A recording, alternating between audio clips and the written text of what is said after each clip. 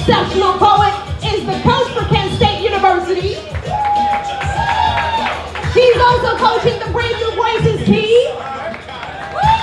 Brave New Voices is going to be in Houston, y'all, so turn out for that. She is the co-slam master and host for the Cleveland Poetry Slam. The people. All right. These words will align your chakras. One time for that. All right. It will clear your skin, moisturize your hair. Y'all are giving it up for Ephraim.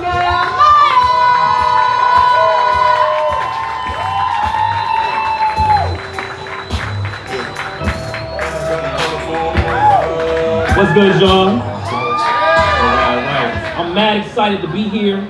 I don't really go to church, but this is my church.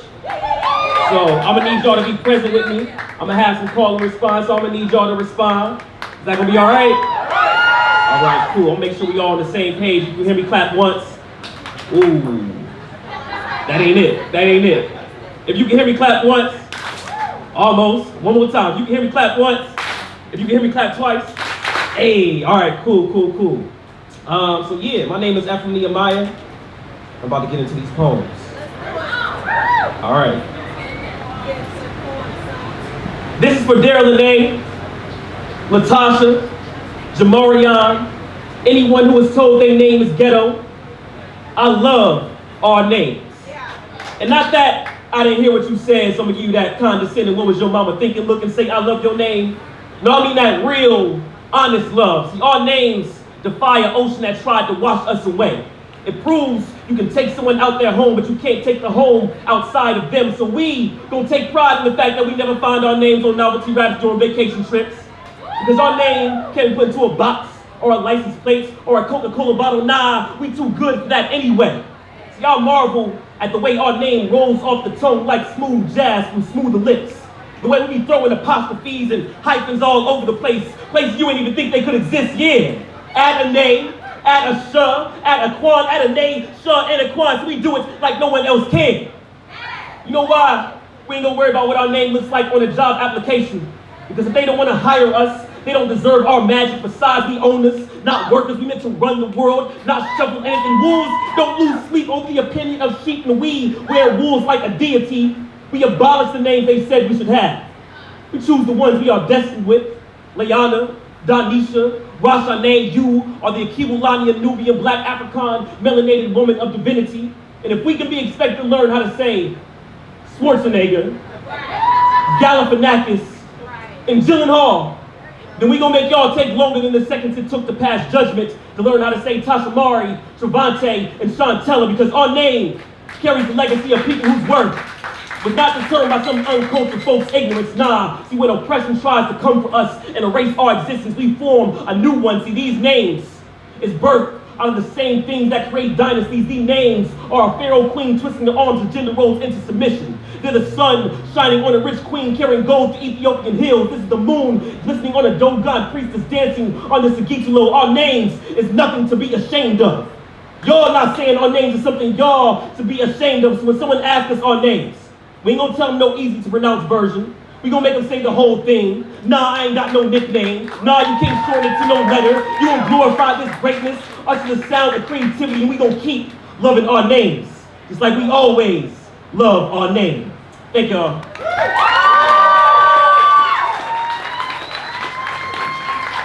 Y'all still with me? All right, turn to your neighbor and say, I'm still with him. Hey, all right. So yeah, I love music, and black music is amazing, so I wrote a poem about it. But first, I need to make sure y'all know how to do the no music clap. So, I'm gonna guide y'all. When I say no music, you start getting into the rhythm, say it at the same time as me. All right? All right? All right, that's how it goes. No music. No music. No music. Hey, all right, cool. That's mad important later on. All right, I did the show once. Everybody was clapping off beat. They wasn't saying no music. It was terrible. So I'm depending on y'all. Y'all ready? It's at the end of the poem, though. But stay ready. So I'm having this dream That in the near future, black folk gonna decide to leave this planet, and we're gonna take all of our things with us, including our music. And the world will be swallowed in Armageddon. White musicians will have no more soul to appropriate into mediocrity. Bloggers will have no more think pieces to write disrespecting the deity, otherwise known as Beyonce. The ozone layer will burst open looking for its lost musicians. Tectonic plates begin to shake, hoping to create bass so loud it attracts black folk back. And there are many people on earth, they're gonna try their hardest to remember their favorite songs, press their hands together with offbeat claps and blasphemous prayers, but nothing will work. But on the new planet, we gonna start all over again, and the first words will echo, in the beginning was the funk, and the funk was with God, and the funk was God, because in our creation story, God is the first musician. Played a song so bad it gave birth to a universe. That's why we always sing it with our praise. That's why not being able to catch the beat is sacrilege. And the national anthem has been replaced. Every event will now start with the ultimate gesture of black unity. We will sing the Negro spiritual, swag surfing, because we've been telling stories of survival. How else you think we make the struggle look so good? Black music is black magic. Black music is a resurrection. We don't have funerals. We have homegoings. Can't send loved ones back without a ritual of music. I've seen a mother sing a hymn that captured grief and celebration in the same note, and I knew it was the blackest song. When we alchemy our sorrow into something beautiful to carry us through the harshest times, we become the activists in the revolution, the reunion in the rebellion. We become a hip-hop hallelujah, beatbox and a breakthrough beautiful. We will channel the spirit of the Holy Ghost into an overheated southern church and use the voices to power us through the day doing a one-person shower show concert, because the voice, y'all, the voice was the first instrument. So every time we sing, it is God's speech in the body was the second. So even when the speakers blow, we still making a no music clap to prove it don't never end. So come on, everybody in the place to be. We gonna celebrate black music with the no music beat. All you gotta do is say the same time as me. And come on, hit that black music clap for me. Say black music. Black music, say it with me. Black music. Black music. Hey, hey, black music. Thank y'all, thank y'all. All right, now all of y'all wasn't saying it. I can see y'all now. Y'all still here? Bet. All right, so I wrote this response to This Is America. Can I share that with y'all? Cool. This is new. Hey, all right. Childish Gambino, Donald, black man, who is this for? You say this is America, and I know I shouldn't expect all black art to censor a black audience, but really, who is this for? Because it don't seem like us. The same day the video drops, you are crowned genius, creator of conversations in controversy. A white mouth says, so many people are going to be triggered by this, and I know I'm at the end of that gun. Donald, you crafted your career as the other kind of nigga. Too black for the white kids, too white for the black kids, but you hot now, huh? You get money now, black man, just palatable enough to be edgy. How long does the token flip between greedy fingers before it's played? See, this is America. Black entertainment and black death, the most resourceful commodity, and here you are providing both. And I witnessed a screen full of black folk representing the deeds white America is guilty for. Like death and distraction, cover-ups and casualties. They say you starting dialogue like we ain't been talking. Like watching our lives being taken away isn't the most digestible meal for a white mouth. Like we needed art to arrive on our timelines with another murder to be called justified. Who is this for, Donald? You still playing the non-threatening Negro? The ones allies can complain about when they're talking about black folk, and they will try to morph your message into a PSA about black on black crime. And I know I have used words, and I couldn't escape the hashtag I poured blood on the stage for, and I called it a healing, and the whole room grieved, fearing we could be next, or our cousin would be next, or our sibling would be next. But then white rooms arrived below the microphone, eager to hear my story, and I poured the same blood. Realized how delicious they thought my pain was, how safe it is to talk about an issue if we are the bodies that are left dead around it. Because we ain't America. We the truth America tries to hide from. America is killing then calling the victim the terrorist. America is stealing land then claiming the owner didn't belong here in the first place. America is a hungry mouth, a gluttonous appetite, a trifling, scheming nigga Donald. How aware do we have to be for awareness to solve the problem? And I wonder what we gonna do with all this conversation. What we gonna do about these issues? How we gonna get to a place where killing us on screen isn't the most American thing? Where we finally Gucci, we finally pretty, we finally get it, while we still alive. Thank you. What's up, what's up? How's everybody doing? Are y'all enjoying your feature so far? Yeah! All right, homie. Can you remind us where exactly you came from? Cleveland, Ohio. All right. So Cleveland, for those who aren't geographically inclined, is far and requires American dollars to get here. Again, not Zimbabwean dollars, not Tanzanian shillings, but American dollars. American dollars. So if this here feature is moving you in any kind of way, if it's doing things to your heart, to your body, all right? Go ahead and put some American dollars in this here tip jar. Y'all got that?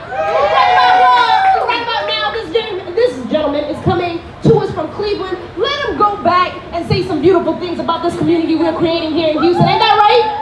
All right, I love it. Thank you.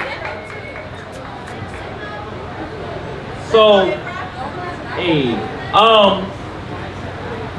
there was a time where all of my work seemed to surround about Black death. And it wasn't on purpose, but it was all I could think about every time. And every single time I wrote, these poems would just come out. And I would go into different rooms, and I would speak my truth, and it would be in front of my people, and I feel like that was a healing space. And then I would go into these other rooms, and I did not write the poem for them, but I'm gonna be my whole authentic self. So this is what y'all gonna get anyway. And I found that I was still successful, and that people still wanted to hear about this death and this pain. And I started to become uncomfortable. I started to wonder why they wanted to hear about my pain so often. And so I decided to write a poem where I can still talk about these issues without shedding myself on stage. So, also, I got chapbooks. So holla at me, they're only $12. Only $12? You can't afford not to buy it! Alright, now y'all said that now, so I'm expecting to see y'all over there. Alright. I done lost the page. Cool. I'm a couple pages back. Alright, y'all here with me? I need to hear more than that. Y'all here with me? Alright. I perform my pain in all white rooms.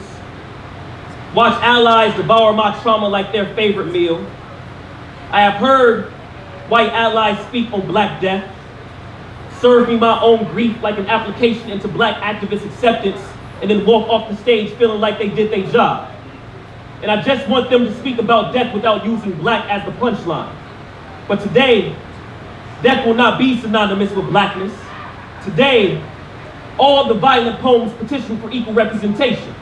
And me, being the generous poet I am, offer white bodies drenched in metaphor. Matter of fact, in Mobile, Alabama, Gil Collar is 18 unarmed when state-issued bullets find a home in his chest. Collar dies, officer gets paid leave. Don't this sound familiar? But the Alabama soil can't understand how a Black man murders a white man and gets away with it.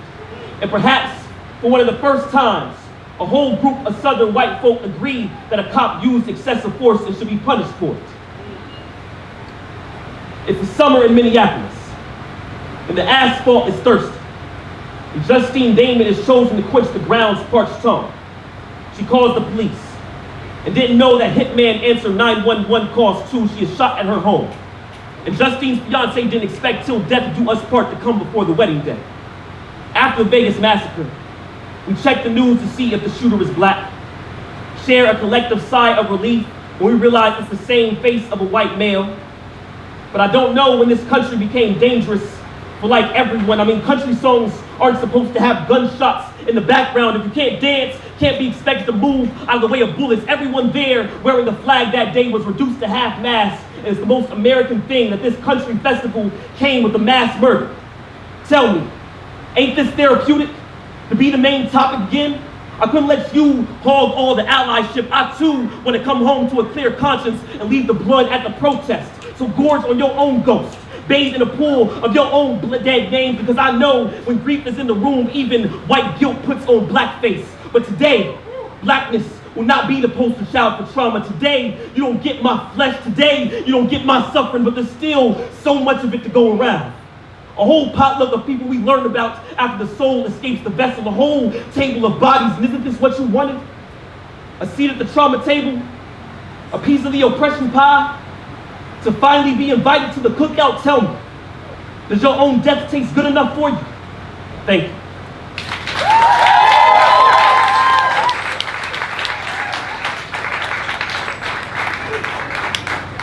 All right, so I think it's mad important that we have artists to imagine what the future could look like.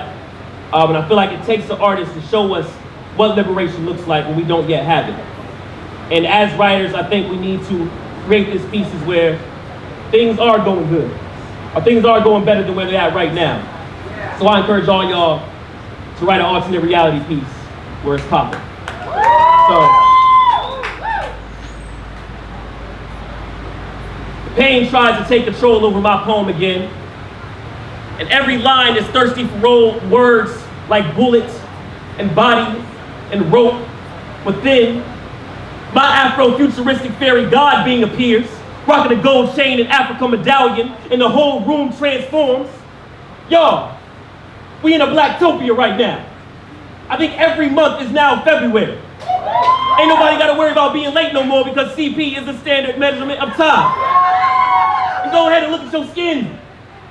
Ashiness has ceased to exist. No more worry about lotion in that part between your index finger and your thumb. And on the third day, after Black Jesus turned water into Hennessy, we electric slide enough energy to dismantle white supremacy, and Santa has been replaced with a nigga who don't discriminate against folk who ain't got no chimneys. Drops down retro Jordans and raw shea butter and fried chicken and whatever black vegans eat. All from the sky like manna from heaven. And old heads who preach of a twilight-like zone time when the concrete feasts on our blood, and it will sound like fiction. Like the time I scrolled on my timeline, saw a police officer, camera, and black boy, and they all show up unwelcomed, and I could feel the grief of every shooting I've watched like this come to nestle in my ribs. But then, the presence of my Afrofuturistic fairy god being, because in this video, no one is shot.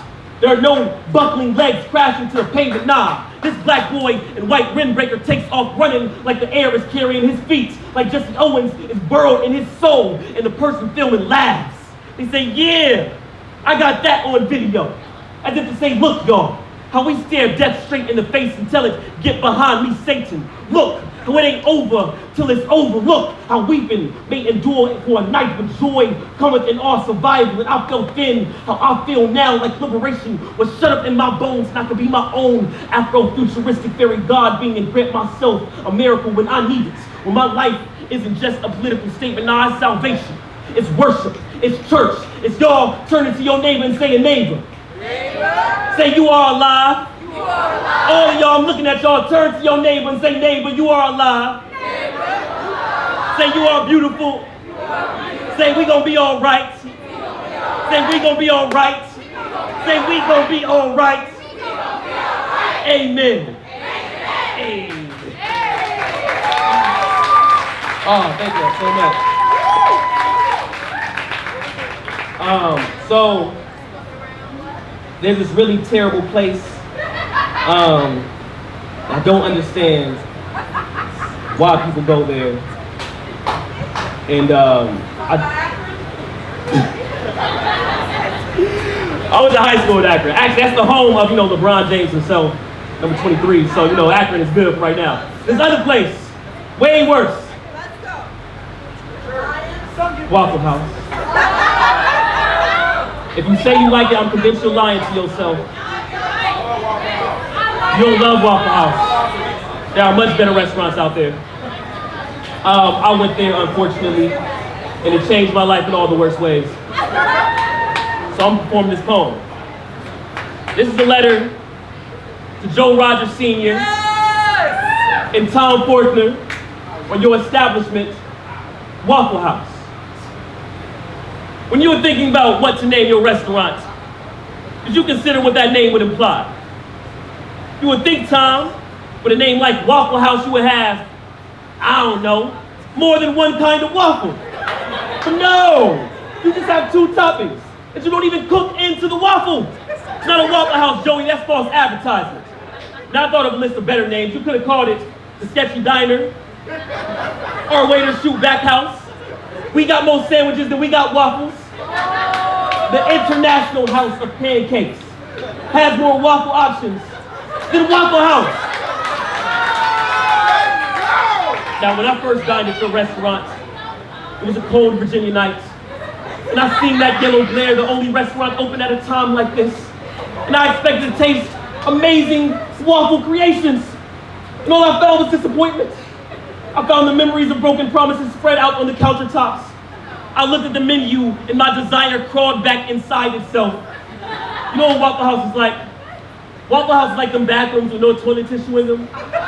Just some extra rough brown paper towels that feel like they made out of sandpaper and hate crimes.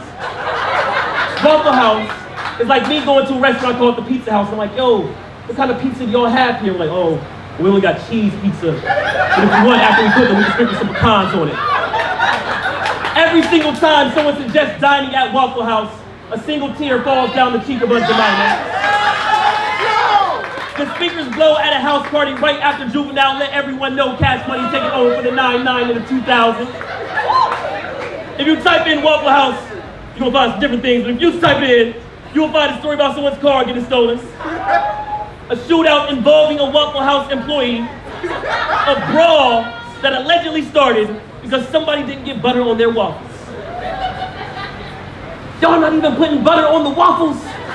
Now, to work there, is it required you have a permanent attitude, or does that come from serving live 24 hours to lost souls who obviously sacrificed their morals for hunger? You know what, Tom? Joseph, I don't even blame you. I blame Christopher Columbus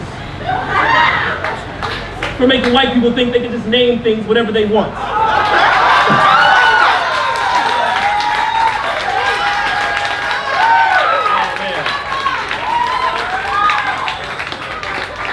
I don't even know how long I've been up here.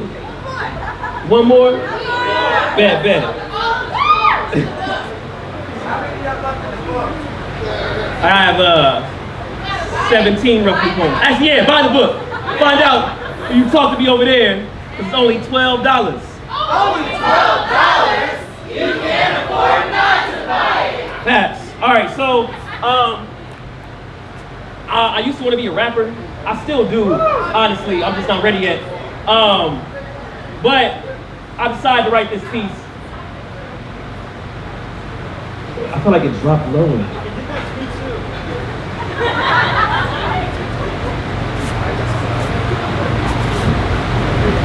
Thank you.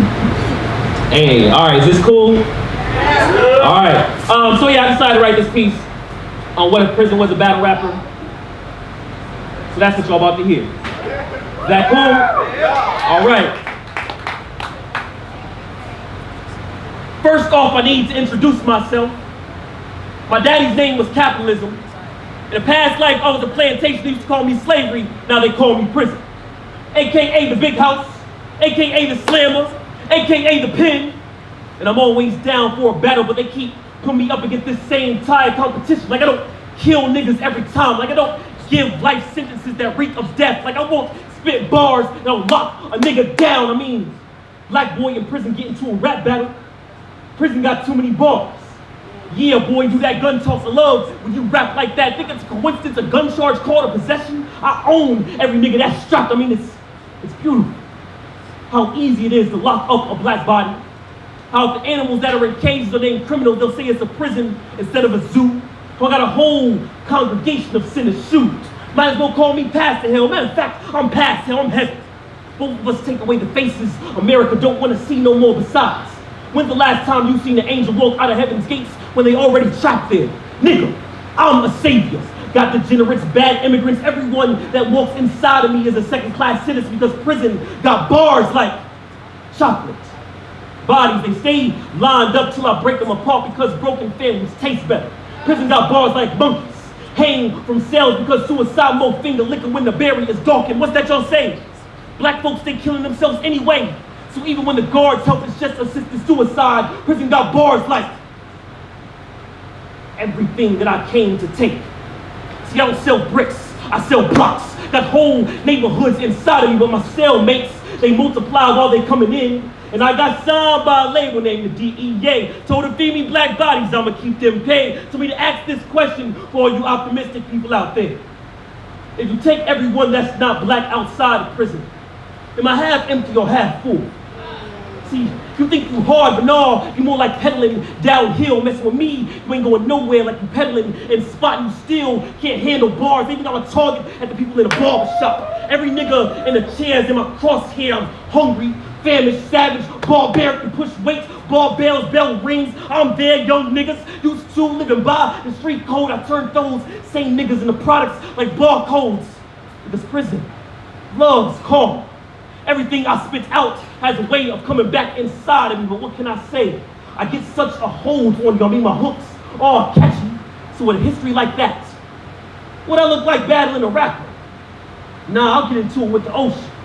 See who can get more black carcasses. I mean, that old slave ship thing got their numbers high, but the way I sell, ain't no water ever gonna be on top of me. Ain't no rapper ever gonna be able to topple me because prison got too many bars. And ain't no major key for that. Thank you. It's been mad fun. I appreciate y'all. Yo, this community is amazing. I've only been here for a little bit. But yeah, this is beautiful. Shout out to y'all. Clap it up for yourselves. Hey, thank you. All right, peace.